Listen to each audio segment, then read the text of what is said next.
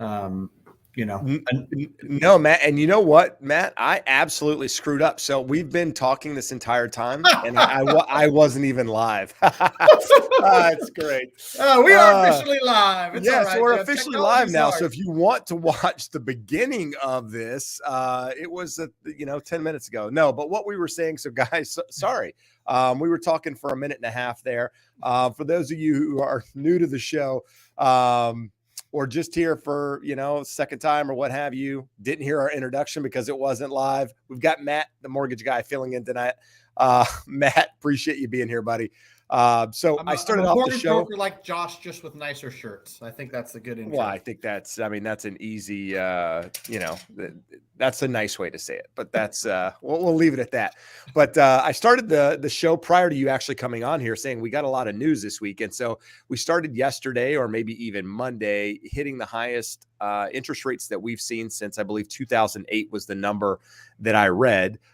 Peaking above 6% for most well-qualified home buyers out there. And then we had the Fed come out today and last week. So let's talk about last week. We got, super high inflation reading, higher than they thought it was going to be.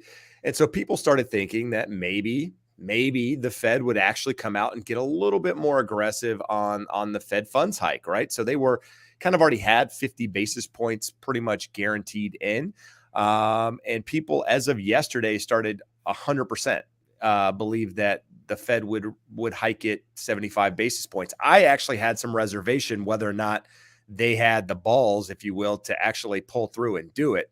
I wasn't sure. I'm glad they actually did come out and do it. And when they did, the market did exactly what we wanted to see, which was the market did nothing. The 10-year, the yields actually dropped a little bit, which was a good thing, showed some positivity in that market. The stock market continued to kind of keep track with where it was prior to them talking. But these are positive signs for the economy, if you will. Now, some people believe they should have come out and done, a point hike or what have you, but that's neither here nor there. The fact is they didn't. They left room on the table, and even Jerome Powell came out and talked a little bit about home buyers. Did you see that part, Matt?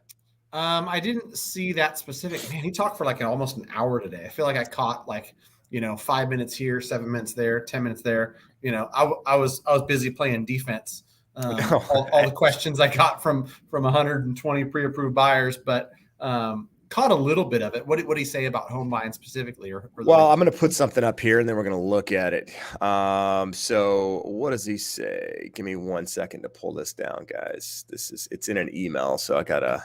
Yeah, while you look that up, I was just going to say, anybody who missed the last week of excitement, like Jeb said, the inflation number that came out last week of 8.6% was higher than the last reading of 8.3%. And so, the market got spooked a little bit. And, for mortgage rates, which is people, the question they want to know from Matt, the mortgage guy, saw a dramatic increase. Last Friday was an ugly day. This Monday was even uglier. Like, we saw mortgage rates go from 5.55. If you follow Mortgage News Daily, it's kind of a national average, to 6.28%. So, 0.75% increase from, say, last Thursday to the end of the day, Monday. And with today's Fed meeting, where the Fed came out and announced, it's totally different. So I want people to understand that, right? The Fed funds rate is going to be increased by 0.75%. Them coming out swinging hard, I think, was something that was really well received, because they said, listen, we're gonna do whatever it takes to come out and stabilize the economy, to get inflation under control and things like that. And so we saw actually a good reaction from mortgage interest rates today, like 122 basis points better. Yeah, no, I mean, the thing is, the Fed doesn't have an easy solution at this point, right? Had they done this a year ago, we'd be in a different position now, in many ways. But the fact is, they didn't do it. They waited way too long, and now their backs are against the wall, and we've got inflation readings that are crazy high. And And they've got to basically come in and I mean, their number one job as the Fed is for unemployment and inflation, right? And employment, the numbers look pretty good. So their job at this point is to deal with inflation. Now, part of Jerome Powell coming out. So this email I get, it's part of a newsletter from Calculated Risk. I don't know if you read any of the stuff from there, but not getting into that per se, but just goes on to say that, he basically says, I'd say if you're a home buyer, somebody or a young person looking to buy a home, you need a bit of a reset. We need to get back to a place where supply and demand are back together and where inflation is down, low again, and mortgage rates are low again. This will be a process whereby ideally we do our work in a way where the housing market settles in a new place and housing and credit availability are at appropriate levels. So, I'm getting people emailing me and asking me questions. What does he mean by this? Whatever. It's hard to say exactly what he meant directly by that.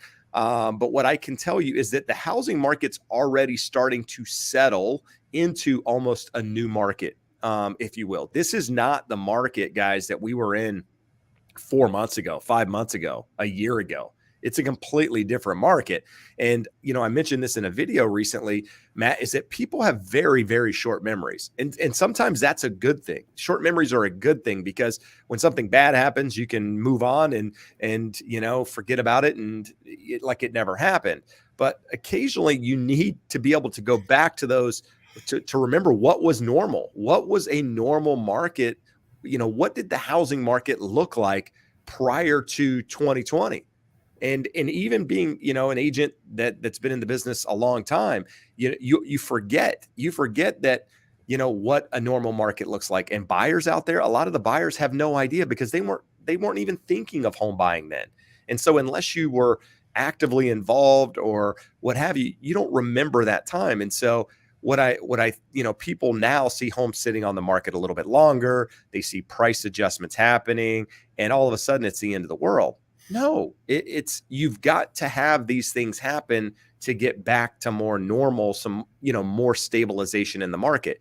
And the same can be said for interest rates. I mean, nobody remembers a time. I remember a time when interest rates were at 5 and 6%, but a lot of home buyers out there don't. And it's just, we're readjusting back to whatever that norm is going to be. Now, that doesn't mean homes aren't going to sell. It doesn't mean that homes aren't necessarily going to appreciate in some markets. It just means that they're not going to do what they've been doing the last couple of years. And that's okay.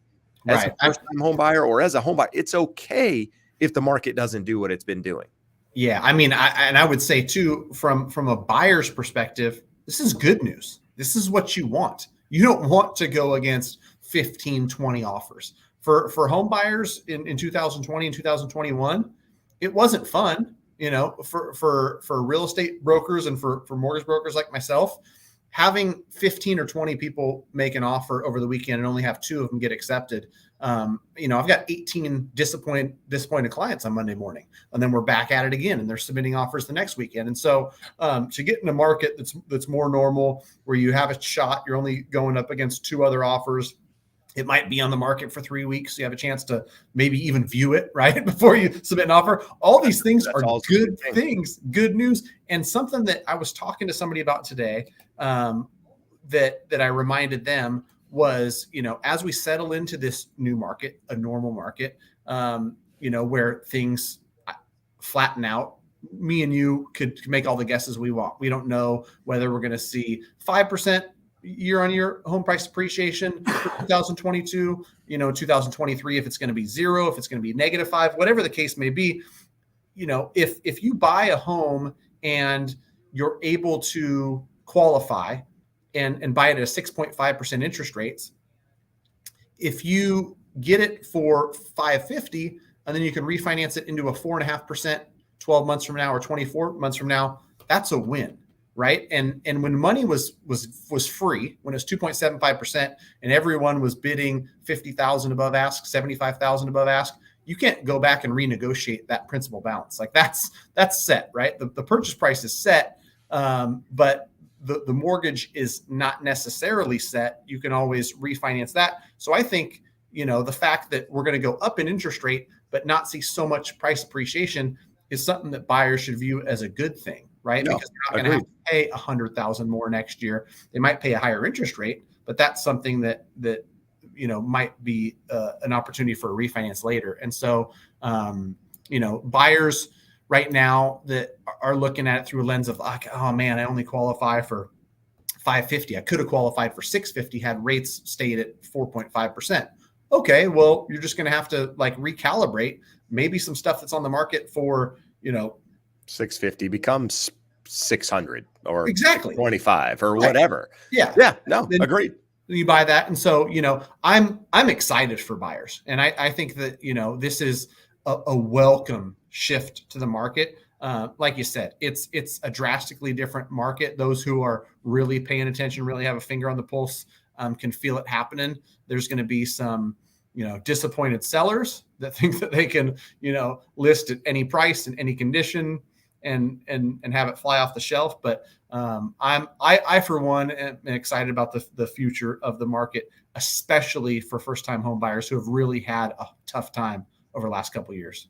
No, good stuff. I mean, you said something there that made me think, Matt, and that's, there's a lot of smart people out there that believe interest rates at some point in the next couple of years are probably going to come back down again. Now, what does that mean? We're not going to go here out on a limb and take any guesses, but, Barry Habib, I think we both follow Barry, obviously very smart guy, been, probably the king of with interest rates and mortgage-backed securities, probably knows them better than anyone else, thinks there's an opportunity for interest rates to come down in the future. Now, I wouldn't be buying a house banking on that you're going to be able to refinance. But if there's an opportunity there at some point in the future, that's a good thing. I mean, in fact, the Fed, there's surveys out there that have percentages on what the Fed, where the Fed funds rate will be at a certain, point in the future. And I think at the moment, I don't remember the exact month of next year, but they're already predicting a Fed funds rate cut at some point in the future. So they're already building in cuts because the Fed is likely going to go too far, put the brakes on the economy. There's a really good chance we go into recession. Who knows if that actually happens or not? Some people believe we're already in one, regardless of that. But at some point, the brakes are likely to come on from the Fed, at which point, all of this runoff on the balance sheet probably stops. And possibly even they start to buy again, but that's a whole different, scenario. So, or forecast or whatever, however you want to look at it. But the reality is, if you can buy a house now, afford the payments, and you're looking long-term, I personally think home prices are going to continue to rise. Now, they're not going to continue to rise at the pace that they have risen, but again, I think I'm okay with that. I mean, as a real estate agent, I've been talking about that for some period of time.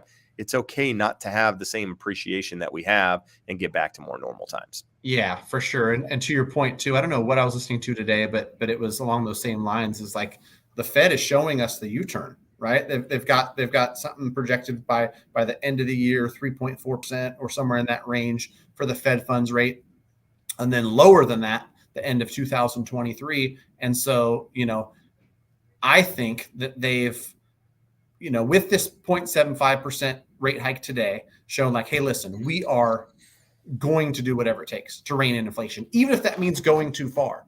And a lot of people think they will. And a lot of people are okay with that. Like, go too far, rein in inflation because it's a big, big problem. And then once you do that, you can throttle back. And with that throttle back, the amount of quantitative tightening that's going on right now that's pushing interest rates up, they're going to do some easing that's going to pull interest rates back down. And you're right, like there's crystal ball awards and all kinds of stuff that Barry Habib has won, has way more credentials than Matt the mortgage guy. What? Dude, if I'd known that, I would have got him, not you, bro. God, Barry wasn't available tonight, so you guys got the backup.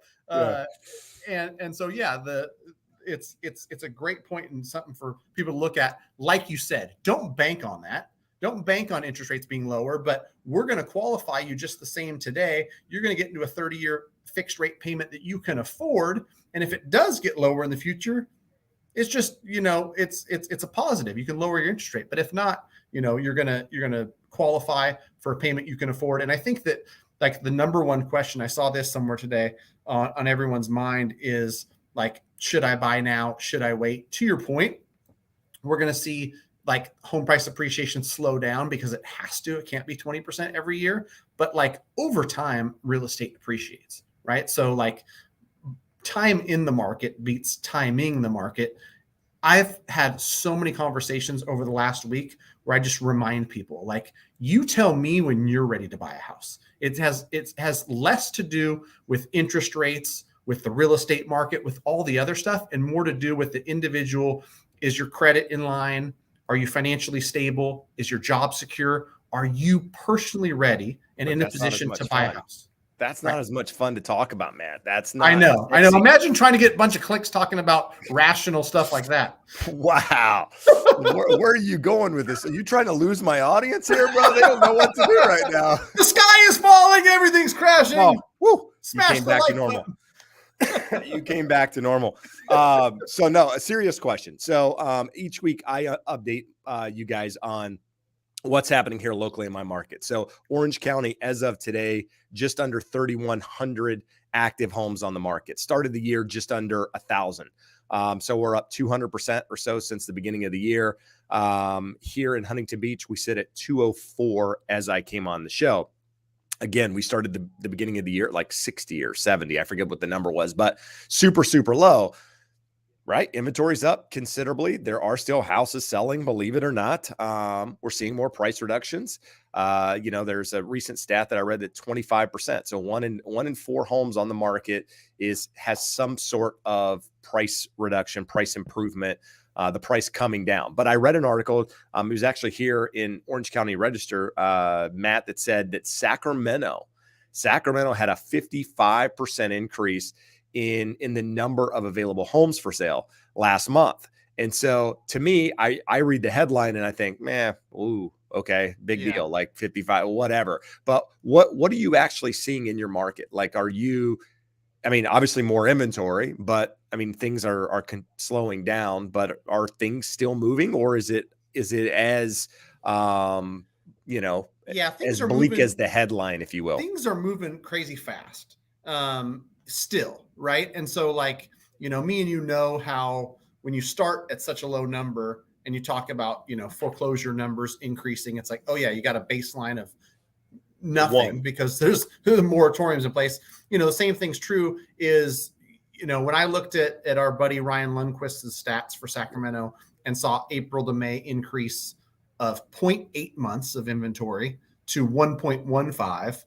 1.15 months of inventory, if you look at it by itself, is very little inventory, but it's a 43% increase from the 0.8% we saw in April. And so the stat looks great, 43% up, but like at 1.15 months, it's still very competitive. And I've still got buyers that are offering above ask. And, there's sub-markets inside of markets. I think Sacramento as a whole is relatively affordable compared to stuff around it, like San Francisco and the Bay Area.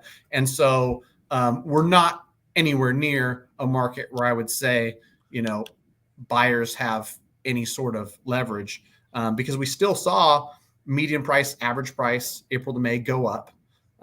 We still saw let me see if I can see average days on market, it really slowed down, went from 12 days to 13. Right. And so it's good to see more inventory. And I think that,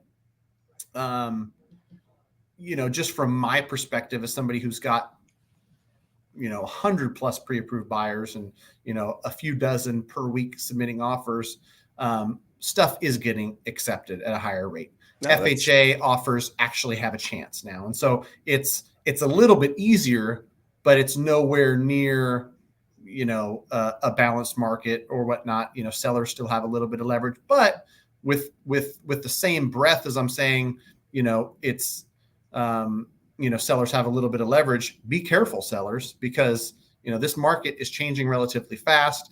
And, we didn't discuss it, but Jerome Powell, maybe not today, but in the past, has talked about he understands as, he pushes interest rates up, that pulls down demand in the real estate market. And this last week where we saw things edge above 6%, a certain amount of buyers are going to, be sidelined and not be able to buy because they went from, a $400,000 max pre-approval down to 350 or 360, and they just can't find anything in the neighborhood. They're looking at that price. No. I mean, here in my market, I've got several, obviously Orange County is a little bit different animal just because the prices are so high. I mean, our median home price this year hit $1 million, right? So, but I will say the lower end price points, like I just put in an offer over the weekend for a $550,000 property. It was listed at 550. We made an offer at 585, and we didn't get accepted. It was a multiple offer situation, and things are still moving pretty quickly on that, in that price point. But at the same time, I have listings that are over $1 million, between $1 million and $1.5 million, and they're sitting. Now there are properties in that price point, in the same communities that have gone into escrow while mine has set. But we were also priced a little bit higher than those properties for some period of time. We finally started adjusting prices, right? We started getting back to more of, where prices were 2 to 3 months ago in our market versus say, hey, listen, the last one sold, in May. Okay, what's mine worth today? Well, it's probably worth, it hasn't necessarily increased in value, but it hasn't necessarily gone down in value either. And I think that's kind of the mindset that people, the shift that needs to happen is that there's a mindset shift at the moment. And it's not just,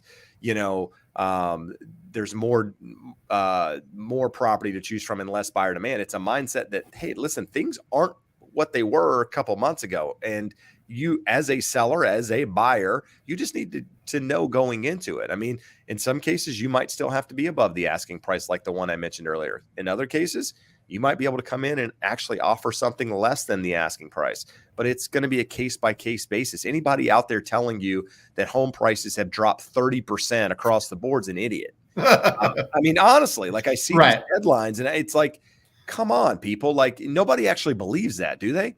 I don't know. I mean, people want to believe it. If you speak to what people want to hear, they might listen to you. And I think that's important too. That's something I'm trying to really pound in is it's important to have a great real estate agent always in a market like this that's changing. It is vital. And for the reasons you discussed, if you're a seller, you can either price correctly and sell, or you can price incorrectly. And then it's just, a compounding effect of now you lowered your price. People think something's wrong and it becomes stale and all that stuff. And then on the buy side, I think it was actually an agent or somebody that I spoke to that talked about being a unicorn buyer. If you don't realize that we've taken a little bit of a right turn and we're not appreciating 2% every month, your agent might submit an offer for $650 on a house that's listed at $599 when there's no other offers on the table. Yeah, not necessary to do it. And that's, I was talking about that to somebody yesterday or the day before. My brain is mush, by the way. So I'm just coming out of COVID. So last week after this show, I stepped outside and literally got chills to the bone to the point where I couldn't, like I was shivering to death to the point I couldn't walk. I had to lean against the rail and wait for my body to just stop shaking uncontrollably to get to my car, and then went home, literally got in bed, walked right in the house, got in bed, and was in bed for like 4 days. And so my mind is still mush. But where I was going with this is that, a couple times last year, I would be at a listing presentation or talking to a seller, and the seller we'd be talking about price, and I would say, hey, well, they'd say, what do you think my house is worth? And I would say, I don't know, maybe 2.3. These are real numbers. I'm giving you real numbers that happened. 2.3 million is the one I gave them. And they said, well, we want to sell it for 2.5. And I said, okay, like it's your house. Like, I don't know what the market's going to do in this. I mean, will you get it? Maybe, but also understand there's a chance that you don't. Well, guess what? We put it on at 2.5 and we got 2.5 like the very first day. So I was like, wow, that's pretty crazy. Similar example, another one listed at 2.7, sold for 2.8, literally the next day. This is the same seller, by the way, on both of those going high on the price. What I will tell you is today, I can confidently tell you that that's not going to happen for them unless you've got some unique, unicorn with regards to a property. You've definitely got to be more strategic in how you price properties as an agent and as a buyer, how you approach it, right? I mean, like Matt said a moment ago, if you're the buyer coming in still thinking that you got to do all of these things, waive contingencies, do all of this, you might be doing things that aren't necessary in this market. Maybe they, they're not going to hurt you, but at the end of the day, maybe there's something that you could keep, like the ace in your pocket, if you will, and not necessarily need to do it in this environment. And it's important just to know the market that we're in. So yeah, I mean, something I want to touch on too that you said, and it's worth repeating, that entry level, you might bid 35 above ask and have it not accepted, while something at a higher price point might sit. What I'm seeing in my market, and I think it's probably going to be in multiple markets, is the entry level stuff. There's plenty of demand, right? And then the move up stuff, luxury stuff, some people may qualify but choose not to, because of higher interest rates or for whatever reason. And so, what you might even have too is somebody was at, the 600 to 800 price point, rates went up, their criteria changed, and now they're looking between 5 and 6. So there's even more demand at those levels. And so entry level stuff in most markets generally has the most demand. I think this market is no different, where the largest amount of people are going to be able to qualify for the stuff that's the least price. And so you don't necessarily want to read national headlines or look at things from a broad perspective and be like, okay, things have changed, we're not going up every month. I can offer 25,000 below list. If it's an entry-level house in a good neighborhood, well priced, you may well be against 7 or 8 offers. That thing's still going to go above list. So back to the same thing. Have a quality agent who really understands the market, that neighborhood, that price point, all the other things, they can advise you correctly. Good stuff. So we're going to do this, Matt. We're going to change it up a little bit and start answering some questions out there. So if you guys have questions, put them in the comments there. Try to lead it with the word question. Just helps us find it when looking through them. Unfortunately, Matt doesn't have access to click on these like Josh normally would, which makes things a lot easier. So if you see something you want to address, Matt, and I don't click on it, let me know and I'll hit it. But okay.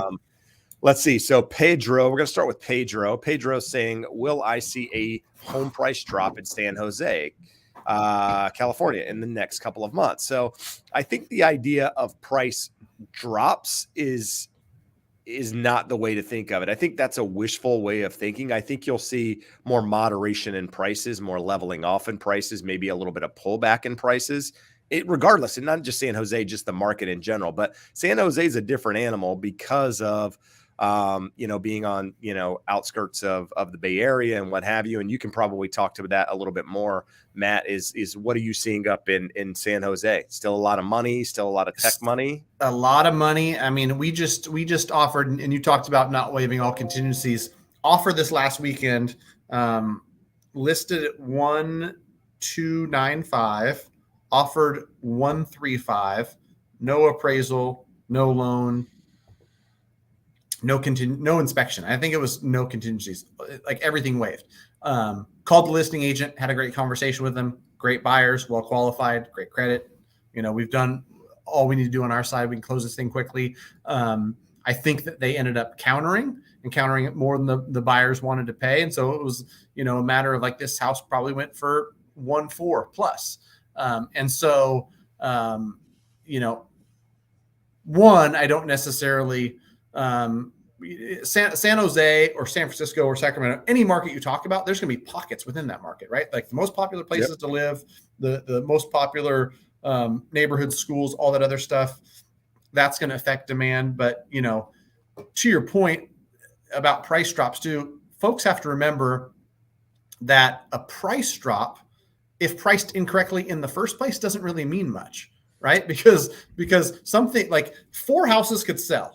125, 1275, 13, 13. You can have all those sales. If someone prices at 1.4, and then they drop the price to 1.3, what does that really mean? It means nothing. And right.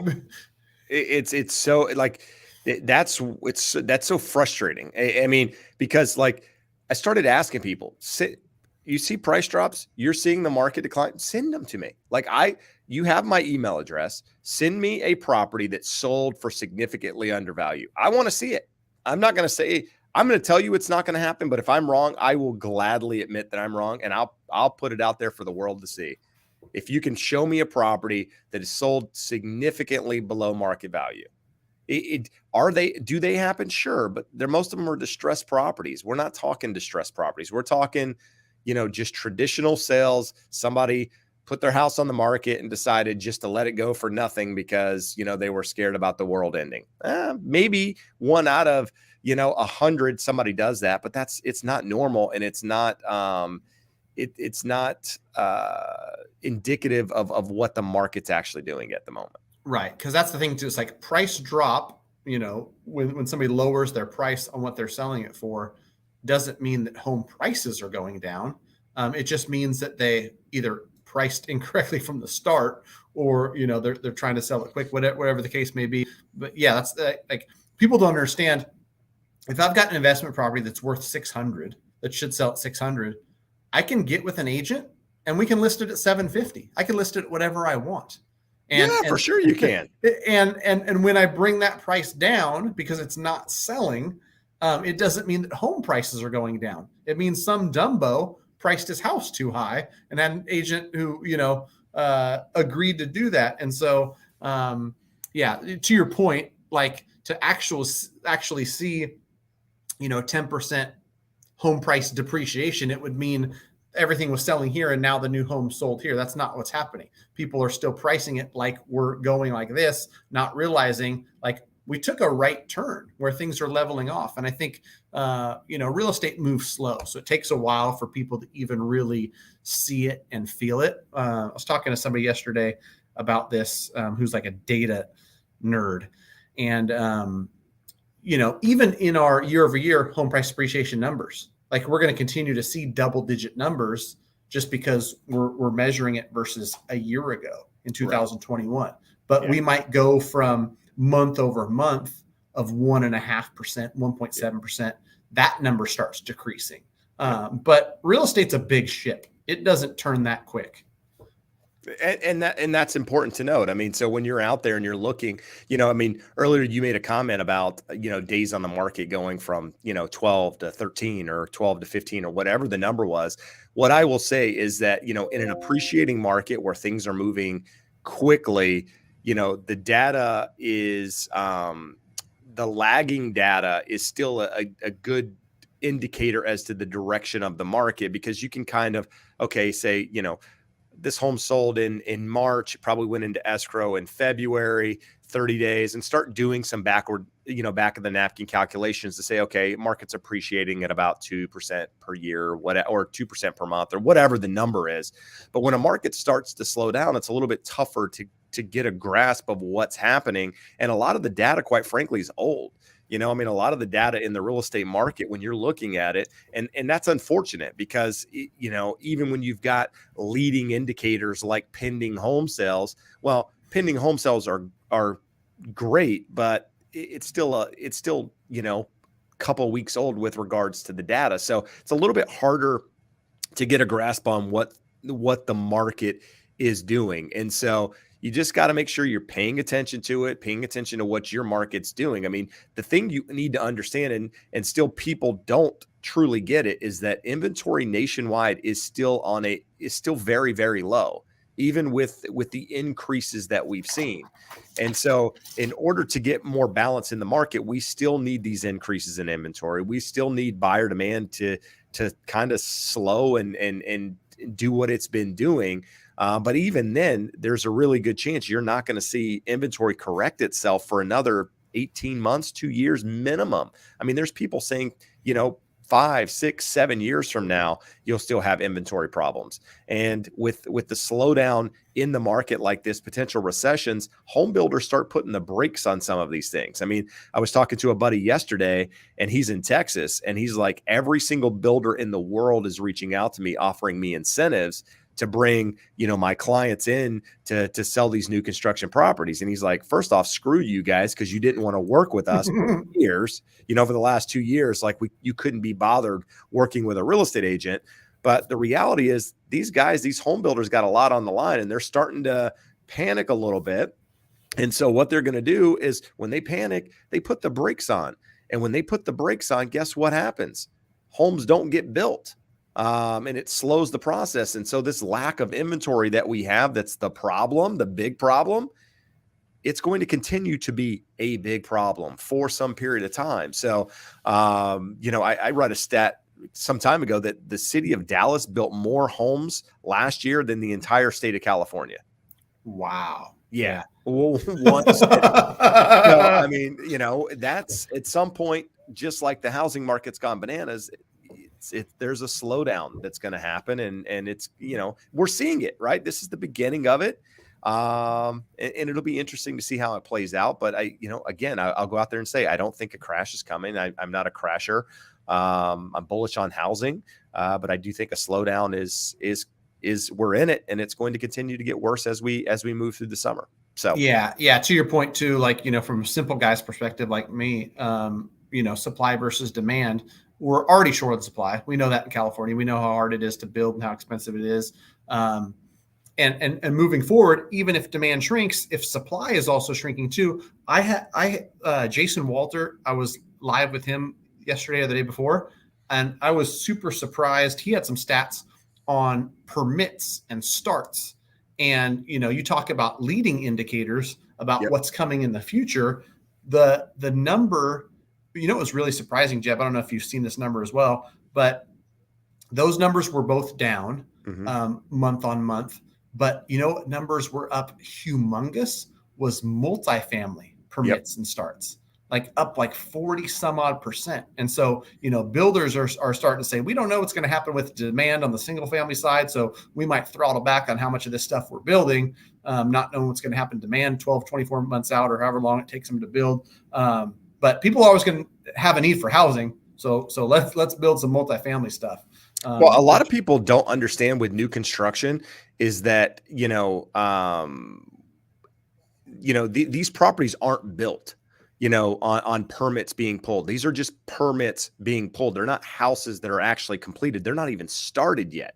And so when you see, home buyers not wanting to, with new purchase applications going down for new construction, well, think about it. As a home buyer, would you want to buy or go under contract, put your earnest money deposit down on a house that you have no idea when it's going to be built and what the interest rate's going to look like when it is built?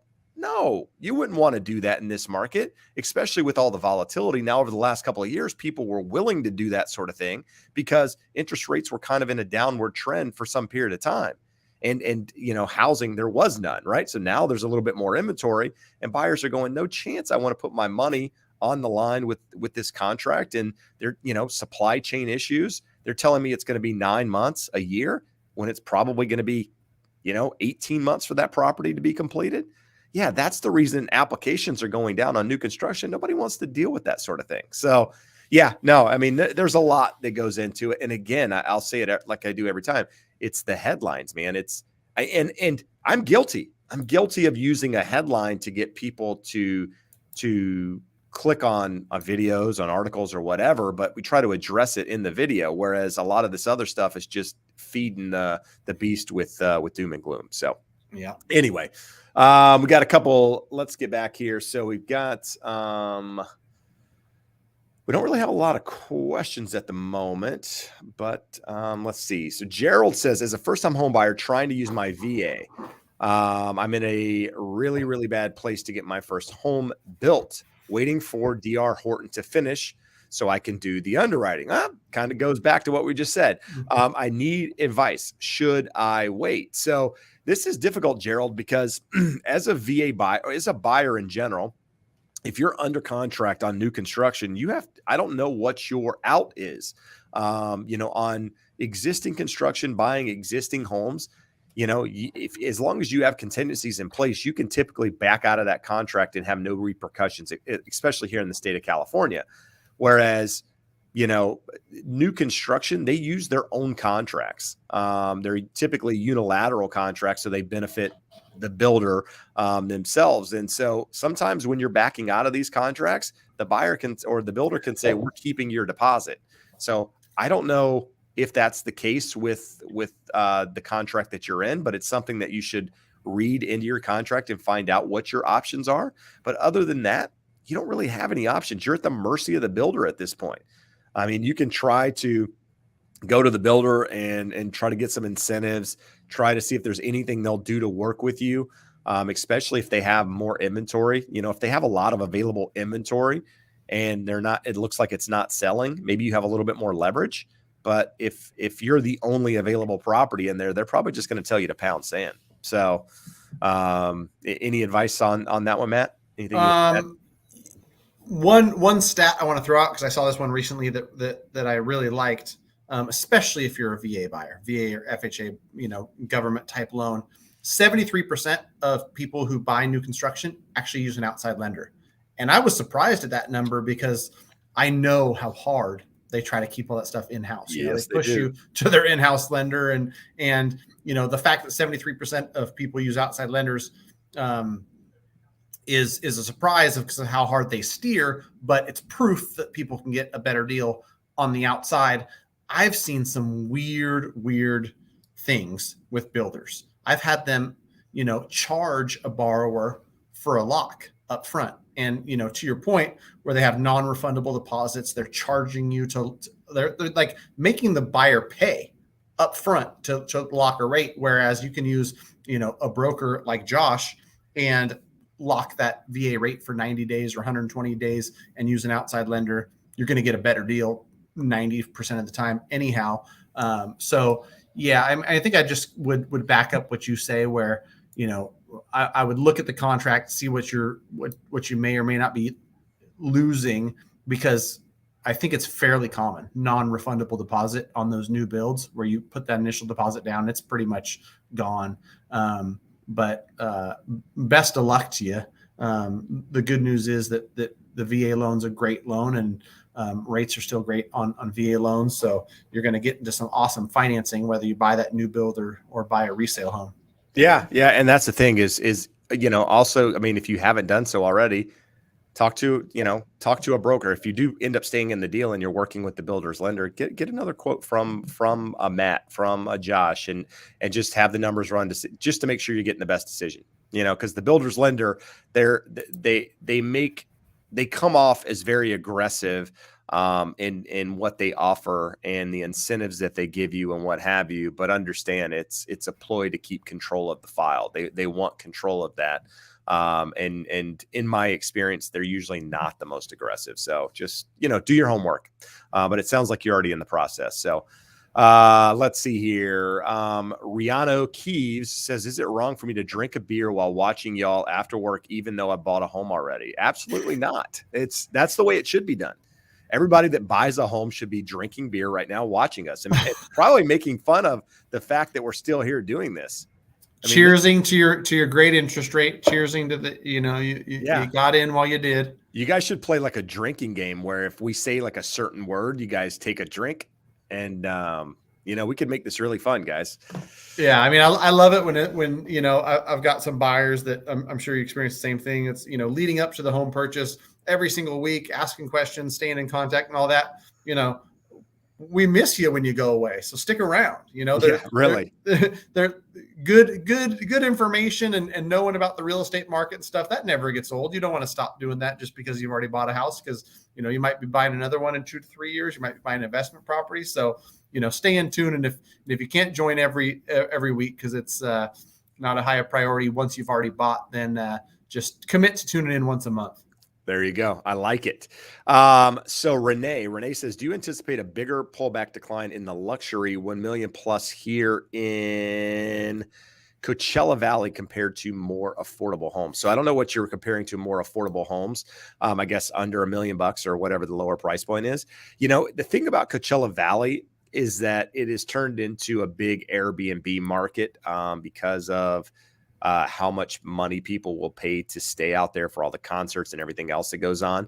The desert at the moment is still pretty hot and still moving. And, the $1 million price point is still a pretty competitive price point out there, depending on what you're looking at. I know because I've got some friends looking at property out there and looking for stuff in and around that area. There's just not a lot of it out there. So, it's hard to say. I think the higher the price point, the more flexibility there will be in the price, typically speaking, but only if the seller has to sell. If you got people testing the market and don't need to do anything, and that sounds crazy, right? Why would somebody put their home on the market and, that doesn't need to sell it? People do it all the time, just trying to test the market and see what it'll bear. But I think, if you have to sell in this environment, the higher price points are probably going to get hit a little bit harder than the lower price points. And it's for the sheer reason that there's just less buyers. There's less buyers looking in those price points than there are in the lower price points, generally speaking. Now, if it's a unique property, it's in a great neighborhood, it's, all of the things that, we've been talking about for the last couple of years being completely done, it's listed it correctly to start, probably not going to have those price reductions, but it's the ones where the sellers go too high to start with, try to shoot for the moon. Those are the ones that you see the biggest pullbacks in prices. So can't answer it directly because I don't know the Coachella Valley well enough, but I do know it's still there's still demand out there at the moment. So just keep that in mind. But as you move through summer, as it gets super hot, that's probably the time to buy out there because there's less people looking in that time of year versus say the winter months when you got the snowbirds, the buyers from Canada and Seattle and some of these colder areas looking to buy because that, then you got more competition during that time. All right. Somebody's asking where Josh is. So Josh is in Austin, Texas. He's probably eating barbecue right now. He's probably having a beer, jealous. I'm a bit jealous. Is he on vacation or is he out there? No, he's out there for something. I don't know what he's doing. I wonder if he's out there meeting with the Home Point guys. Cause He is. Okay. Yeah. I have some colleagues that are out there meeting with Home Point, the nation's second largest wholesale lender. So, me and Josh are both brokers, running the similar circles and send our loans to, great lenders like Home Point, UWM. So, what's up to Josh out in Austin? Why don't you take me and Jeb? Yeah, really. Well, I had COVID. That's the reason. I don't think he wanted me to go. Let's see here. So Golden Age Niners. My wife and I are both teachers and first-time home buyers. We saw something about Calpath to get lower interest rates. Can you elaborate on it or what it is? Thanks. So I'm not familiar with Calpath. Is that a program for teachers, Matt? Yeah, and I'll speak directly to this because when I started in mortgage, I worked for direct lender, Mountain West Financial, and that's their program. Okay. It's really quite simple, and I'll be straightforward. It's just how I've always operated. It's marketing, which, the marketing behind Calpath is that discounted rate, discounted fees. Truth be told, as a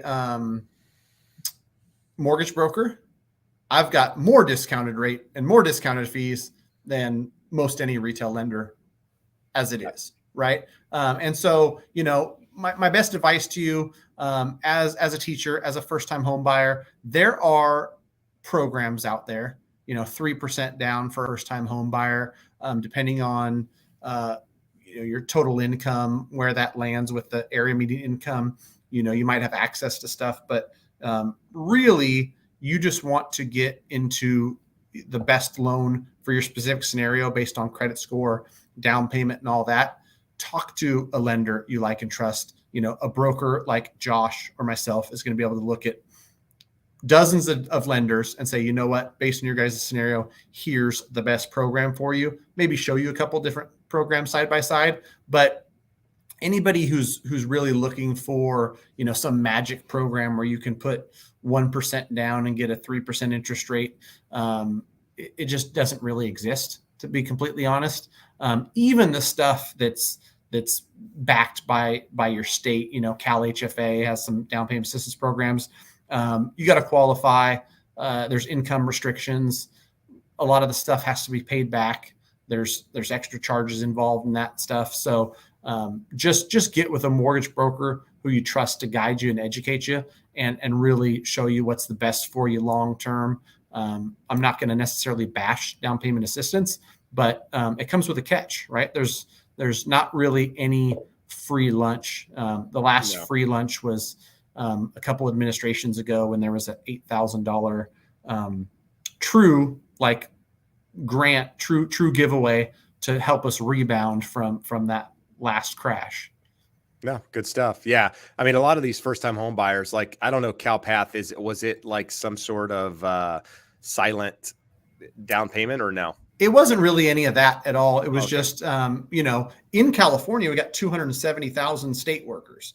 And trust me, I want to do business with as many of them as I can, straightforward W-2 income, easy to work with, easy to qualify and all that. And so, company wide, that specific lender just said, hey, listen, if we give them, 25 basis points off of the interest rate and we lower the underwriting fee and processing from this number to that number, we'll get more of those loans in the door. That's really what it was. No. And it sounds nice. It sounds nice when you say it like that. Right. Yeah. All right. So Romeo has a question here. Says, since we saw a 35 to 40% increase in the last 2 years, will we see it drop 35 to 40% in the next couple of years and home prices go back to where they were pre-COVID? No, absolutely not. Home price appreciation over the last, 50 years. I don't know what the actual stat is, what the number is, but it averages like 4.7 something percent per year. And so that means some years you get no appreciation or very little, and some years you get 8-9%, and the average ends up being that 4.7. So what you've seen over the last couple of years is you've almost seen some appreciation thrown forward, if you will.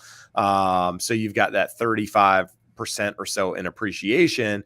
What you're going to have is more, regression back to that trend line. And does that mean home prices pull back? Not necessarily. It just means they're not going to grow at the rate that they were growing. So instead of seeing, 4.7% per year, maybe you see a couple of years where there's no appreciation, right? Just even appreciation. Or maybe you do see a, 5-10% pullback at some point in the future, but you're not going to see it happen all at one time. It's not going to happen overnight.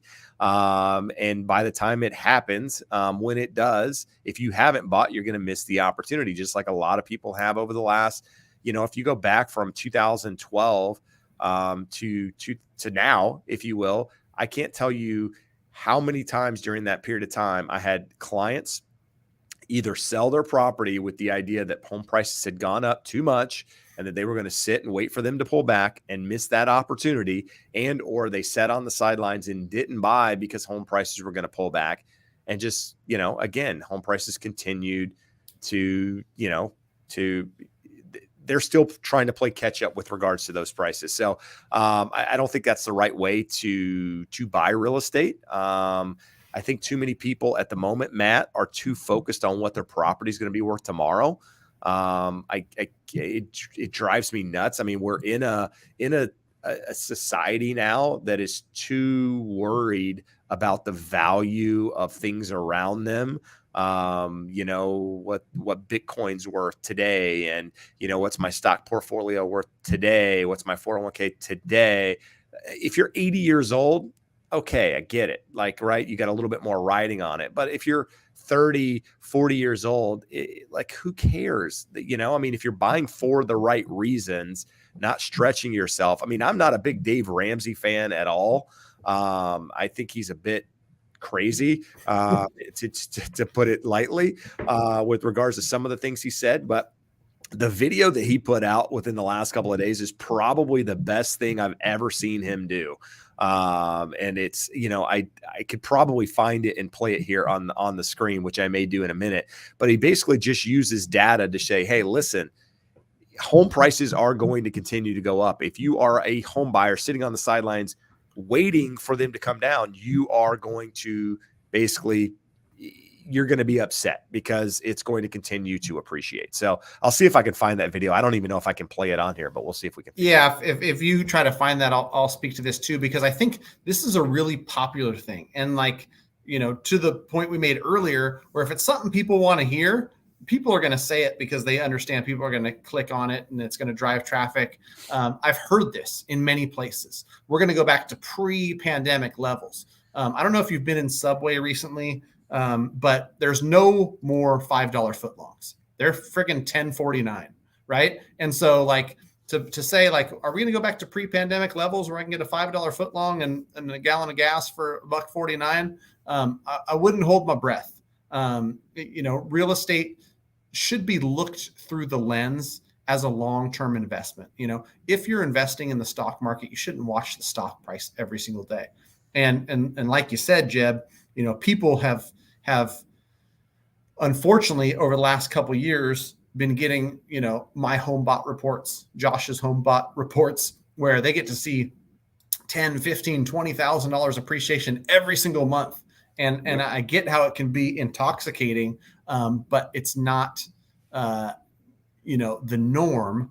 And just because, we're on the other side of COVID and the economy's opening back up and whatnot, doesn't mean we're going to see this, huge swing and just preset to pre-pandemic levels. That's not how real estate works. To your point, like we've really only seen one housing correction, and it was because of wild times in regards to mortgage lending, wild times in regards to how appraisals were done, and all the just madness around mortgage. None of that stuff is happening today. And so anybody who's, going to point to anything that happened in 2008 and think that, there's any possibility that happening now is doing it for clicks, is doing it for shock value. It's just not even, in the realm of possibility for anybody who's thinking straight. There you go. So I just put a link in the chat. I didn't want to throw it up here because unfortunately it came from Facebook off of Dave's Facebook page. But when I click on it and underneath that, if I were to show it on the screen, there's like something that's not appropriate for anything for that matter. And I don't want to throw it up here on the screen because otherwise it would show. So I just put the link in there and you guys can watch it when you get a minute. So here's what I'd like to do. 341 people watching. I would like to ask a favor. And that is if you guys, like Matt being here, you appreciate the content we provide, the questions we answer, hit that thumbs up. Follow us on social media. In fact, Matt's information is in the description of the video below. You can follow him on TikTok, on Instagram, on YouTube, anywhere. Yeah, we appreciate you doing that. We appreciate the support. And if you're in California and, you don't like Josh and you want to call Matt. He's he's here as well. You can get a rate quote from him too. Some people don't like me and they go to Josh. I'm okay with that too. I mean, truth be told, both mortgage brokers, both, selling the same dream, and both living in abundance mentality. So I think both of us would probably just recommend that you talk to a broker because, the broker channel is better, faster, cheaper than most any other way to get a mortgage. So contact a local mortgage broker, get yourself set up. I haven't mentioned it yet in this stream, but I think it aligns with our channels where we're trying to educate folks. You can do as much research as you want to do. You can be an uneducated home buyer and go out there and just, wing it, or you can follow Jeb. You can follow other people that are putting out good information. You can be educated. You could be, empowered through education to go out there and make good decisions in regards to your home purchase. And so I think anybody listening to this is ahead of the game, right? Because they're doing the work and they're out here, educating themselves so that they're not just winging it. And they're also hopefully not listening to some of the absurd fear, uncertainty, and doubt that you kind of alluded to with, is the market going to crash 50% next month? That stuff is just, if nothing else, I guess, entertaining. Yeah, I guess. I mean, it seems like a waste of time. But hey, what am I? I don't know.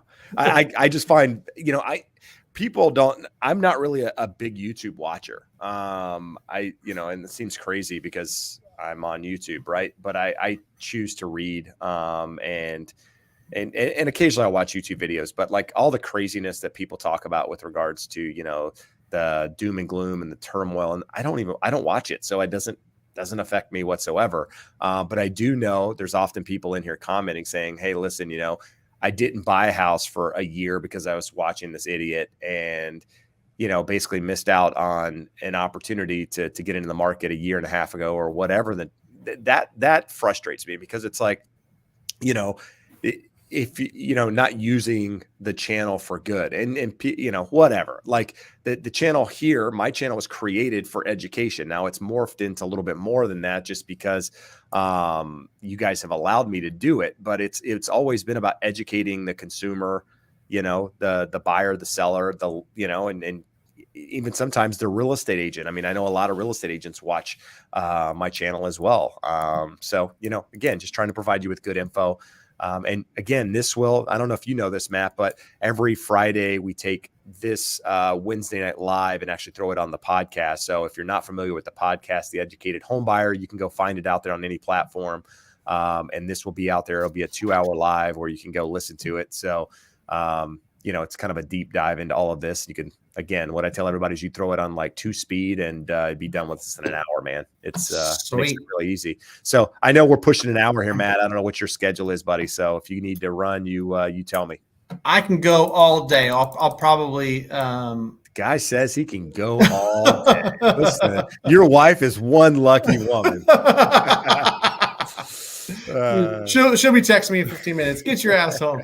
Too good. I still have a cough.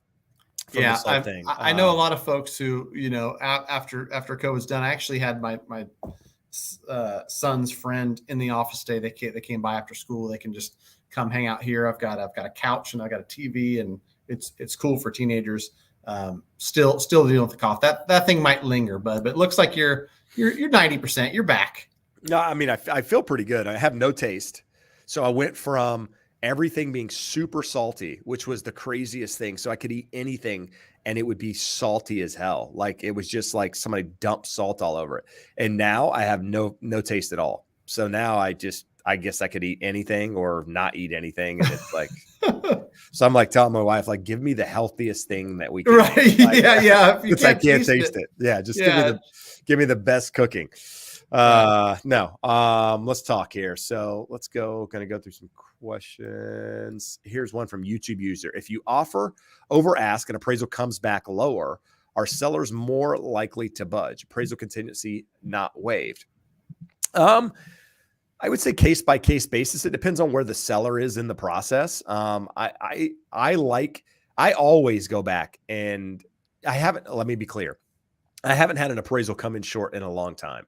But when I have had one, in fact, I had a couple during COVID, I asked the seller to reduce and they reduced almost every single time. One time we had to agree, it was a compromise, if you will, but I would say sellers are more likely to adjust price once they're in escrow than say take a lower price to start with, because they have emotions on the line, right? They've already started packing. They've already started moving mentally. Maybe they've got a house under contract or whatever. So you've got a little bit more leverage once you're under contract to get that price reduction. So I would say it's definitely not unheard of to get that reduction, even if you've gone over the asking price. And in a market right now that is slowing, a little bit more competition, I think it's, the ball's in your court, right? I think it's more advantageous for you at the moment to ask for it, right? What's the worst they can say? No. But I think that's the right approach. Yeah. And you're right. It's a different market now where, you get in contract at 580, it appraises at 560. Hey, listen, let's meet in the middle at 570. Let's get this thing closed. you've got your bags packed and you're already on your way to Tennessee. That's much more likely to happen. 2021, you might have seen a seller say, you know what? After we accepted your offer, we got another offer for even higher. So go ahead and back out if you want. We got another offer. And more often than not, on most of the contracts that I saw, this stuff was negotiated up front, right? Where there was less negotiating going on because you either agreed you're going to waive the appraisal contingency or willing to pay up to $40,000 above appraised value. And so agents who were good and active kind of understood in the market we were in, this thing might not appraise. So let's put it in the contract beforehand. You're willing to pay this much above. And what I even saw was, you'd negotiate, you're going to pay $660. You're willing to pay up to $40,000 above the appraised value. It might appraise at $600. Well, you just default to the contract. Our new price is $640 because you agreed to pay, $40,000 above. And so, in closing, I think, emphasize what Jeb said, that, we're in a different market and it's probably going to be a lot more common to have the sellers negotiate. Just the fact that you have your appraisal contingency in place tells you that we're in a different market. Because agreed. Appraisal contingency was like, you offered with an appraisal contingency in 2021? You think you got a shot with that? And the last offer I put in, we kept the appraisal in there as well. So yeah, it's definitely a little bit of changing market on that side, no question. Yeah, and I think that's probably a takeaway and something for people who are watching. Like you said, you got real estate agents watching, everybody watching. In this changing market, like, keep that in mind when you're offering. You might leave your appraisal contingency in place. You might have even seller credits, different loan programs like FHA. I'm excited for FHA to come back.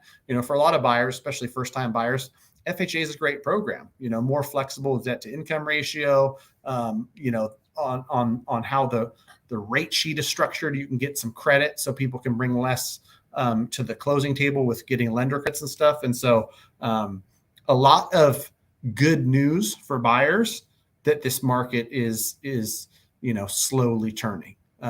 Emphasize again, this is a big ship. The real estate ship does not turn on a dime. You're not going to see 10% decrease next month, but you might see 2 offers instead of 20, and you might see that you don't have to pay $20,000 more than the neighbor. You might be able to pay the same that they paid 2 months ago. No, agreed.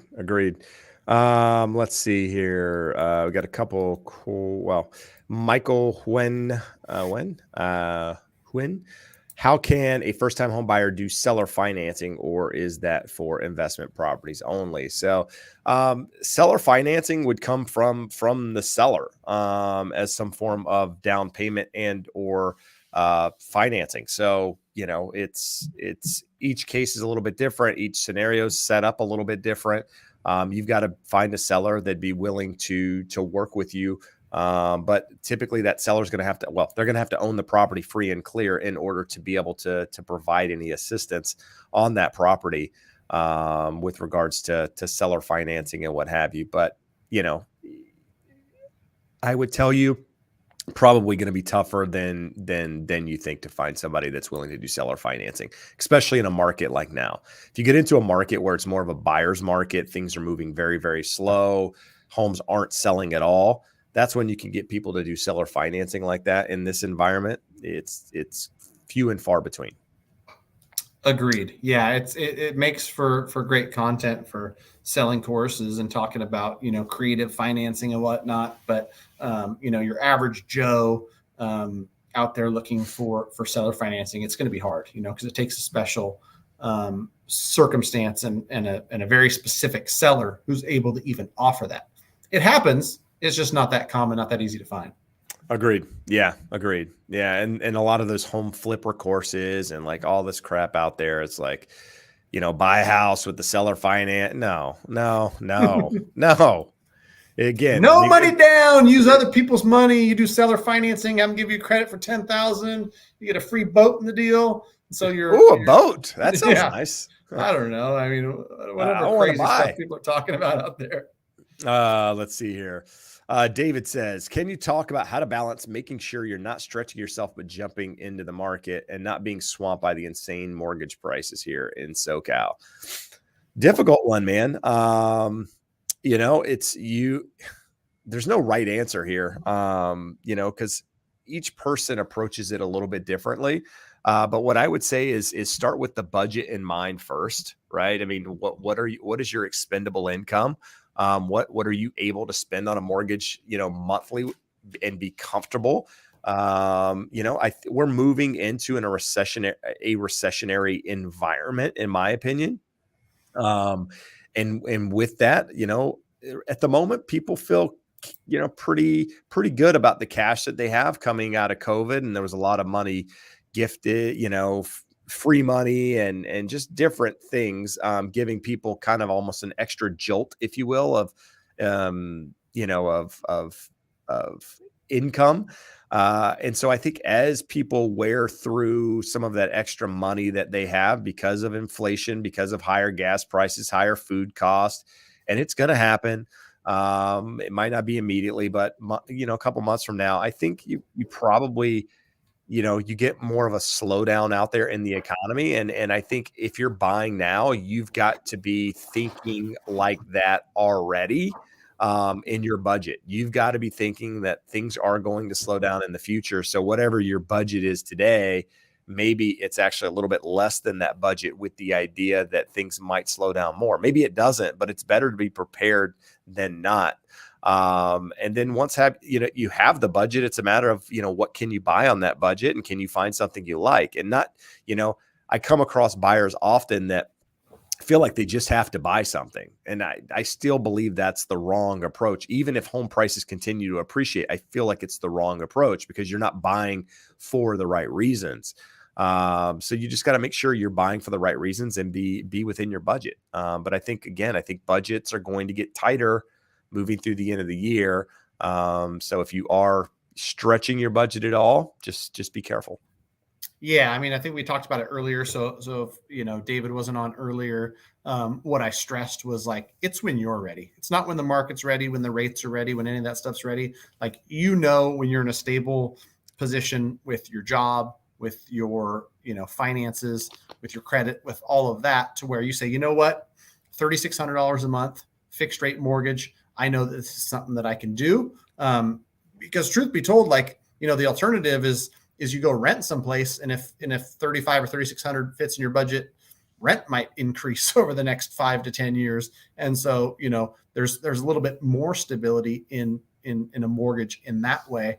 But to Jeb's point, like, you want to be non-emotional about it and look at the finances. And that's why getting yourself pre-approved, calling a mortgage broker you like and trust, and really getting that side dialed in first is what I always recommend to folks, because then, okay, here's the price point, here's the down payment and total cash to close. This is what I'm comfortable with. And then, like you said, Jeb, you can go out and say, there's something at that price that I like and want to buy, or there's not. But, where people get it wrong is they go out and they see granite countertops and a swimming pool and they get really excited. And it's like, oh, I'll make 1.3 million work, not realizing, $7,400 a month might stretch you. Yeah, it might. And that's the thing. It's like, I think initially seeing some of these payments, it's like, oh, it's not a big deal, but you make that payment every single month. You got to be comfortable with it. Otherwise, it's going to drive you absolutely crazy. Let's see. I listed 2 rental homes last week in Northport, Florida that have tenants with 10 months remaining on the leases. It's been 9 days with only 1 showing. How hard do you think it will be to sell? Well, the first problem I see is trying to sell a property with tenants already in them. I've had very little success of doing that in my career. Most buyers, when they buy property, don't want to buy a property that already has a tenant in it, unless, again, they are going into it as an investor, to start with. And even in those cases, you want to pick your own tenants in many cases, or maybe you want a different, to raise the rents or do something differently than what the previous owner has done. So those properties are a little bit more difficult to sell. Now, what you may do is go to the tenant and say, hey, listen, the homes are for sale. I realize you have 10 months remaining on the lease. Hey, how about if we get an offer? I'm willing to give you $5,000 to move, or whatever that number is, something that you're comfortable with, something that the tenant is comfortable with to get them out of there. And that might get you an opportunity to be able to sell that property without a tenant in it. And everybody wins. Now, I get it. You don't want to pay the tenant. That's understood, but it might be the difference in that tenant staying in there and you not selling that property versus you actually being able to sell it. So, right. Yeah. And to your point, it's funny that you mentioned, basically cash for keys, because I was thinking that in my head before you even said it. yep. And you might give them $5,000 and you might end up getting $10,000 more for the property because, as an investor, I can tell you with absolute certainty, I don't want to inherit tenants. If you've got great tenants paying market rent, and they're really great tenants, you're probably not motivated to sell, right? Exactly. So inherited tenants aren't generally great. You've got no idea as an investor. You haven't personally vetted them. You don't have a property management company that says, here's what they make per month and here's their rental history of how great they've been.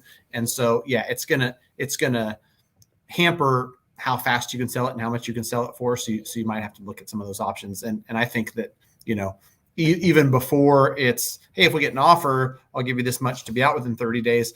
I would probably try to get those units vacant, clean them up a little bit and then sell it that way. You might be better off and get more action on it. No, agreed 100%. So let's see what we've got here.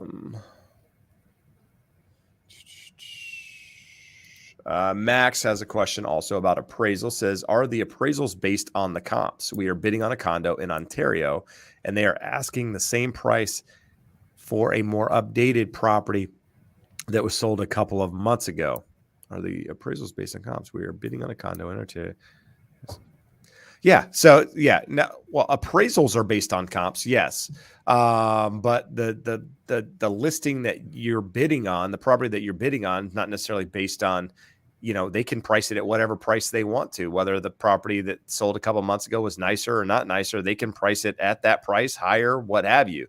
But what I will typically say on an appraisal, appraisers usually are looking, and again, Buddy Ryan would know and be able to answer this in more detail. But I will say upgrades matter, but that is not the focus for the appraiser. The appraiser is there to look at the size, the bedroom, the bathroom count, the location, that sort of thing. The condition of the property matters, but if one has granite countertops and one has tile countertops, the value is going to be the same on paper with regards to the appraisal. There's very little value given to something like that. Now, if one property's completely been done, opened up, all the bathrooms, kitchen completely remodeled, all of that, you might get a little bit more value. But again, it's not going to be a huge difference, especially when it comes to condos. Agreed. All right, let's see. So do you I got a lot of the same questions here. It's a lot easier when you can click on the things too. Do you think housing in top public school areas is also slowing down? Do you think it's more resilient to the market trend compared to non-school areas? So I would say that listen, when the market slows down, it's not biased. Well, that's not true. It's going to slow down everywhere. Some markets are going to slow down more than others. But top rated school districts are always going to be more desirable than those districts that aren't, but that doesn't mean that they're not, price proof, if you will, or whatever you want to look at it there. They're going to slow down as well. But probably less than some markets, but it all comes down to who wants to be there. Right. I mean, what I would say is that, when a better school district, if you had 100 buyers that were looking at a property, you're going to have more people, if they have kids, more interested in the district that has good schools than the one that doesn't. But you could take a side and say, you know, you don't have any kids at all. If you took 100 groups of people and none of them had kids, they probably don't care about the school district. I mean, something I point out to clients all the time is, you know, in having conversations is, hey, listen, this is a really good school district, you know, blah, blah, blah. And some might say, well, we're not having kids. We don't really care. And I'm like, well, you might not care, but when you go to sell the property at some point in the future, if you sell it, that matters. And they might still say, okay, that's good to know, or still don't care, you know? So to each his own with this sort of thing. But I would say that, you know, top rated school districts are always going to fare a little bit better in the big picture. But doesn't mean they're not going to slow down as well. Right. Yeah. I mean, I think that there are some neighborhoods that come to mind where you know, that resale value matters to folks and should matter, where, you know, in the highest demand of markets, like we saw the last couple of years, you know, people are really willing to stretch to be in the best neighborhoods with the best schools and all that stuff. But, you know, it's going to be not the whole picture. It's not like, you know, stuff in school districts is going to, you know, appreciate 20% and other stuff's going to depreciate 15%. Not gonna be like that, but maybe, you know, just fare a little bit better. No, good stuff. I wish I had the stat for this one right here. I don't have it. I know Josh does, but investors sitting on lots of vacant homes, manipulating markets. How long can they hold on as interest rates climb? Low inventory narrative is not as real as you think. Well, it actually is as real as I think. Inventory is a problem. And there was a stat that came out recently. It basically said, like, I think it's like less than 1%. It's even lower. I think it was 0.8. I think I remember the vacancy rate, you know, was like 0.8%. Yeah, I think so. This whole narrative that, you know, it's investors buying property and just sitting on them, nobody's living in them, is garbage. Like, any neighborhood you go to, there's not a bunch of vacant homes. This isn't China. Like, come on, people. Makes for a good video, Jeb. Makes for some great headlines. I just I'm gonna create a new YouTube channel where I just like go nuts, like on here. Like you could be debunking, right? You could just go around and like debunk some of these videos, right? No, I just want to go off I just want to go off the deep end. Like, just start yelling at the camera and stuff. Like have a drink and just go bananas.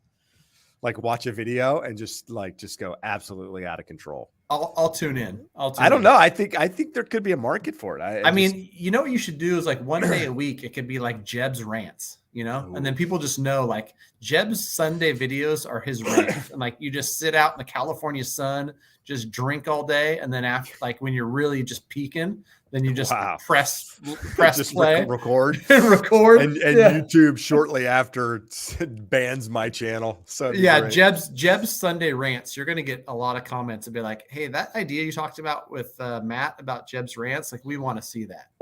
I like it. I think it's good. I think it has it. There's an opportunity there. It's got potential. It's sure. Like Andy Rooney on 60 Minutes. Like, back in the day, most of these people have no idea who that is, but I could grow my eyebrows out like that. We could just make it like it'd be awesome. Awesome. Yeah. Hopefully I don't have COVID brain then. All right, let's see here. So Gilly, is it still a good time to sell? Still debating whether or not to sell my previous home and hold the cash or keep house for my kids later. So, you know, the question I ask anybody that's thinking about selling a property is, sell and do what? Like, what are you going to do with the money? If your plan is to keep it and, you know, keep the cash and give it to your kids, whatever, sure, why not? But, you know, I think the kids would be much happier with a piece of real estate long term, you know, personally speaking. But yeah, I mean, is there an opportunity to still take advantage of the market? Absolutely. Have we reached the absolute peak in prices? For most markets, probably. I don't know that you're going to see many new highs set across the board. Now, that doesn't mean there can't be some in some markets. Yeah, there still will be some, but I think the consensus is more sideways movement than anything else with regards to the housing market. But I think there's still an opportunity to take advantage. But I still ask you the same question. What are you going to do with the money? If you're planning on investing in other real estate or doing something else, well, that might be tougher than you think. But what are your thoughts on that? Yeah, I mean, I think like I'm obviously bullish on real estate, love real estate, and somebody who owns multiple pieces of real estate, the thought of selling something that's going to appreciate over time, like you said, like whether it goes up 10% next year or 4% or zero, like over a long time horizon, there's an average of 4.5% or whatever that number is that it's going to appreciate. So, if 20 years from now you can, give your kids the house that's worth $1 million today, it's going to be worth, 1.6 20 years from now, is that a better option than, splitting that in half today, paying capital gains, and then they each get 300 in cash, which they go out and, buy boats and other depreciating assets, and then it's gone. Right. Like, I'm for never selling real estate, personally. And I think that, the stuff that I currently own, is going to pass to my kids once I'm left this great ride we're on right now. And so, I might be the wrong person to ask, because I'm going to say always keep it, but there's scenarios, right? To your point, like there might be, something else where that money gets invested. But I think what we've learned over the last couple of years with all this inflation is like, you definitely don't want to pull it out and just sit on cash or let that cash dwindle, right? Like put it to work somewhere. If you've got a mortgage where this thing is leveraged, even more of a reason to hold on to it. Like as the debt's being paid down, it's appreciating, you're getting tax benefits and all the other reasons why like every single millionaire owns real estate, right? It's not by chance, it's one of those things too, where it's like anybody who's got any net worth holds real estate. I wonder why, like why is it such they got lucky, Matt. Yeah. Come on, man. Well, and it's like, do they like, are they all wrong? Every one of them. They're all wrong. You have not heard my Sunday rant where I address this. Let's see. Let's see. So we got a lot. Like this is a decent question here. Ali, if home sales are slowing down, but the prices are staying high, will that change anything in regards to me getting a HELOC? Want to use money to do a home addition with lumber prices down. So are you seeing anything change? Or you probably don't do a lot of home equity lines to begin with, right? Probably refer them out to banks. Are you doing? Yeah, but I'll tell you something that is interesting is over the last 6 to 12 months, anybody who's giving good and mortgage advice, somebody comes to me, I owe 300, my interest rate is 2.75. I want to pull out 50,000 because I'm going to put on a new roof and build a deck and pay off some credit card debt. I'm not going to tell you to refinance, cash out, and go to a 6% rate. It doesn't make sense. Right. I've referred 100+ people. Local banks and credit unions usually have great terms when it comes to home equity lines of credit. I was talking with the biggest players in the mortgage game on the wholesale side, where all of us brokers send our deals. This stuff is in the works, Jeb, and home equity lines of credit and closed-end seconds are going to be something in the third quarter that Josh is going to have access to, that I'm going to have access to, because it's what makes sense to the consumer. Right. And, so to answer your question, Ali, you never really know what's going to happen with, kind of like credit risk analysis from a bank. If banks might get more strict and say, hey, we're going to cap it at 70% combined loan to value versus 80%, or, reduce that credit line. Most people, the 11 trillion in untapped equity that's out there in the US right now with homeowners, you're going to have access to it. Whether you have access to up to 80% combined loan to value or 90%, I can't tell you for certain, but more and more products are coming out because more people, especially if they're listening to people who are giving good advice like me and Josh, are leaving that first mortgage alone. 2.5%, 2.75%. Yeah. If you got 500,000 locked up at 2.5%, I'm going to tell you, like, avoid touching that at all costs. If you can slap a closed-end second for 100,000 or a home equity line of 100,000 to do whatever, investing, projects, debt pay down, all of that stuff, keep that separate. Keep your 2.5% first. More of these products are going to come available. So you're going to have probably more options than ever this latter half of 2022. And I talked specifically with, executives from one of the biggest wholesale lenders in the country, and it will be a loss leader. I will make next to nothing on home equity lines of credit. The wholesale lenders won't make much either, but we want to serve home buyers at scale. And, when Allie comes to me, rather than refer it to a bank and then have you in the bank's ecosystem, I'd rather do that for you, knowing that like when it comes time to buy your next house, when it comes time to refer your aunt, you're going to refer that deal to me. And I'll do that home equity line of credit for nothing, just to be able to serve clients and keep you in the mortgage broker ecosystem. Got it. Good stuff. Good stuff. Let's see here. Let's do one more question, then I am going to run. No, fair enough. Fair enough. So question, can you give tips for home buying, townhome versus condo, concern of increasing HOA's assessment? So here's what I'm going to do in order to save time for Matt. Just recorded episode this past week on the Educated Home Buyer. If you go to the Educated Home Buyer podcast, look at Tuesday's episode from this past week. We break down single family homes versus condos, go through this whole thing to tell you exactly what you need to consider. Townhome, condo in there as well. So that'll help you answer the question. And that way we don't drag Matt out too much here, buddy. I'm interested in your 30-second version. What your thought is on that, though. Now that we're here, I think there's a right time for both, depending on where you are in your life. I don't have a problem with condos or townhomes, but they serve a different purpose for a lot of people. And you got to be okay being in an HOA. HOAs are not for everyone. And I think there's pros and cons of HOAs and understanding HOAs that make them suitable for some people where they're not for others. But you're going to get more people considering townhomes and condos right now because they're more affordable, right? I mean, when the market was taken off a couple of years ago, people were still trying. I mean, the single family homes were the bread and butter. Now the bread and butter is the townhomes and condos, just because they're at a lower price point. So yeah, that's a good point. You just need to know what you're getting into. That's really it. And it really comes down to the HOA and what's covered and what's not covered and all of that when you're starting to consider condos. Yeah, that's a good point. And I guess, my parting piece of advice, being on here as a mortgage guy, because I'm seeing that too, Jeb, right? Where somebody starts out and they're like, hey, I'm looking at the 500, 550 price range. And they realize like I can buy a nicer condo than I can single family in this neighborhood I want to live in. Make sure that when you're pre-approved for $550,000, that you go back to the mortgage broker that pre-approved you and say, hey, listen, I'm looking at condos.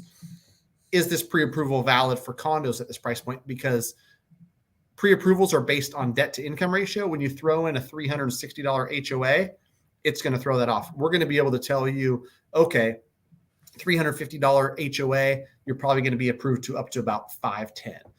$250,000 or $250 a month HOA, maybe it's 530, and be able to give you those numbers, because the mistake I don't want folks to make is you're approved for 550 on a single family house with no HOA. You go out and offer 550 on a condo that's got a $400 HOA, and then you get the bad news. Hey, you don't qualify for that because there's extra cost, and that jacked your DTI up.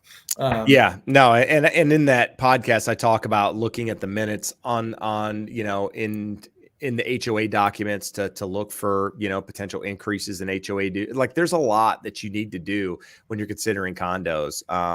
And so it's just good to know what you're getting into. So I feel like I could go over here, but it's just better just to listen to the podcast. Yeah, for sure. You'll get it straight from the horse's mouth, if you will. I'm going to check out the Educated Home Buyer podcast for sure, my man. I appreciate you having me on. No, absolutely, dude. I appreciate you being here. I'm going to stick around for a little bit longer, guys, and answer some more questions. And, until then, Matt, appreciate you, buddy.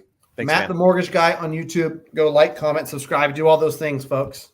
There you go. It's good for you. Thanks, Jeb. Yes. I appreciate you, brother. All right, brother. See later, you guys. man. All right, man. All right. So we'll get Matt out of here. We'll kick him out.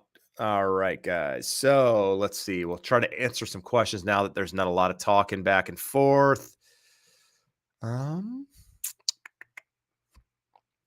So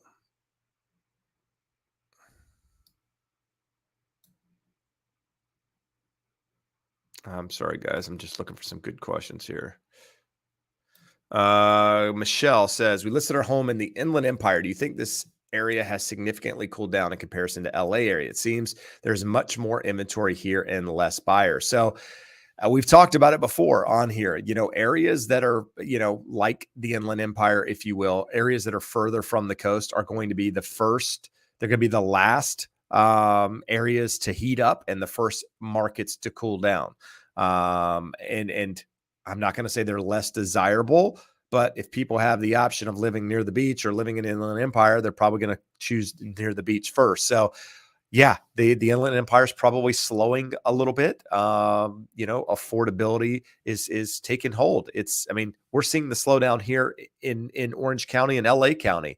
And so as the slowdown continues here, it's going to move outward into areas like the Inland Empire. So yeah, less buyers out there being able to qualify for those prices, which means definitely slowing down. So you're probably seeing it in showings and what have you, but there's still activity. There's still people buying it. It really comes down to pricing it right from the start, and just make sure you're doing all the things that you should, that you had to do before the pandemic. All of those things are back in play again.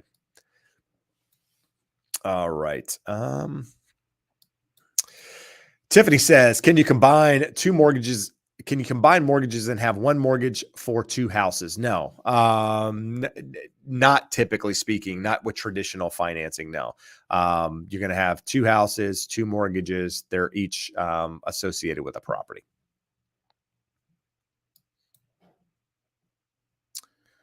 All right.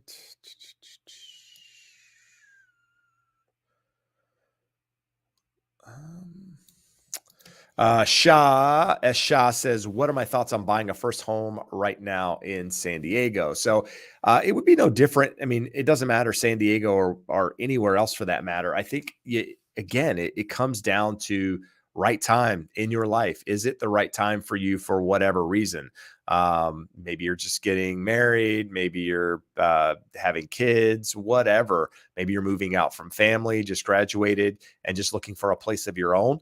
Again, it comes down to, can you afford it comfortably, in this environment? And we talked about a potential recession coming. Can you afford it in a recessionary environment? What does the future look like with regards to your finances? If you feel like they're stable, you're going to be in that area for, 5, 7, 10 years going forward. I think it's still a great time to buy. I mean, real estate prices long-term are going to continue to go up. I've said it, I'm bullish on housing, but even with that said, I think there's some slowdown, some continued slowdown happening in housing. Less transactions are going to happen. There's going to be less sales happening across the board, less appreciation. This is all normal stuff. We're getting back to a more normal market. But if you're going in with the idea that you're going to buy it, sell it in a couple of years, or, build equity, and then you're going to sell that property and buy something else, I don't know if this is the environment for that. While there's companies out there saying that, you're still going to see 5-6% appreciation over the next year or 2 years, I think you see more sideways movement with regards to housing, which means that you see some houses sell, a little bit higher, some houses sell a little bit lower, where the average on hand is just kind of moving sideways. So just make sure you're making the right decisions for you. Don't get caught up in what everybody else is doing. It's like eerily silent in here with no one talking. I'm going back to try to find some questions from earlier.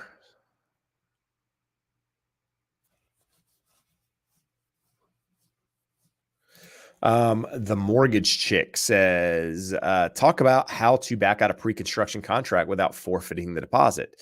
Client can't afford anymore with the rate hikes. Can builder reduce the price? Closing 2024 spring. I don't, as we mentioned earlier, contracts for new construction are typically unilateral. They benefit the seller, in this case, the new construction company, more so than the buyer buying that property. And therefore, it's difficult to get out of those contracts, especially get your deposit back. So I don't have any great advice for you on that. They just need to know the contract, understand the contract, And, if, again, I mentioned it when I spoke about this earlier, is if you have a builder that's got a lot of surplus, a lot of properties out there that aren't selling, you probably got more leverage in getting them to work with you. But if it's a market where things are still moving fairly, quickly, or the new construction properties are going to escrow quickly, it's going to be difficult to get that builder to work with you in this environment, just because, they've kind of have you, per the contract. So there's very little that can be done in that case. All right, people. While COVID may be gone, I'm still over here sweating. Might be the sweatshirt that I'm wearing, but maybe not. I don't know, guys.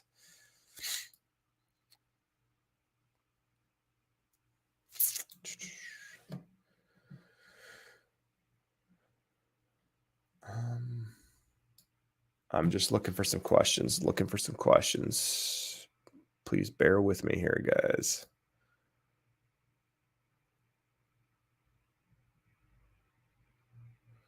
Oh my God, there's...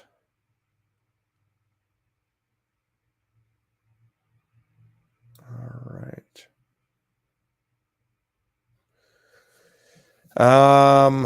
Let's see.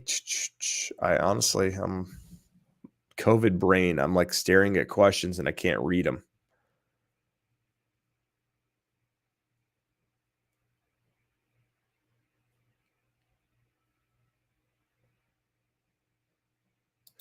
Ariel says, do you both have second jobs, or did you position yourself good financially and make passive income? So I don't know if that's for me and Matt or what. No, never had a second job as a real estate agent, been full-time since, I don't know if you guys know my background. So I started as a mortgage broker, owned a mortgage company for over 10 years, simultaneously doing real estate at the same time, and then transitioned 100% into real estate. So I was either in the mortgage business full-time or in real estate full-time. But I feel like in this business, in order to be successful, you gotta put in the time. It's how you learn the business. So there's a lot of agents out there that moonlight as agents and have other jobs. I'm not one of them. My second job at the moment is YouTube. And I didn't realize this was actually a job. I just started doing it for fun, and then it's become a job. And hence the reason that I'm here for nearly 2 hours every Wednesday, just to provide some education, because that's been the goal for me. It was the goal was to educate the consumer, guide them through the process, make good financial decisions. And that's how this whole thing came about. So that's why I continue to be here, people. But here's what we're going to do. Been an hour and 41 tonight. I'm going to wrap this up early. COVID brain and everything going on along with it tonight. I don't have it in me. I'm not here mentally. But I want to say thank you guys for the support. Thank you guys for being here. If you haven't done so already, hit the thumbs up. Feel free to share it with somebody that's looking to buy a house. Subscribe to the channel if you haven't done so already. But we'll be back next Wednesday for 2 hours again. Check out the podcast if you haven't done so already, The Educated Home Buyer. But for now, guys, I'm out. I appreciate you being here. Appreciate the time. We'll talk to you soon. Bye-bye.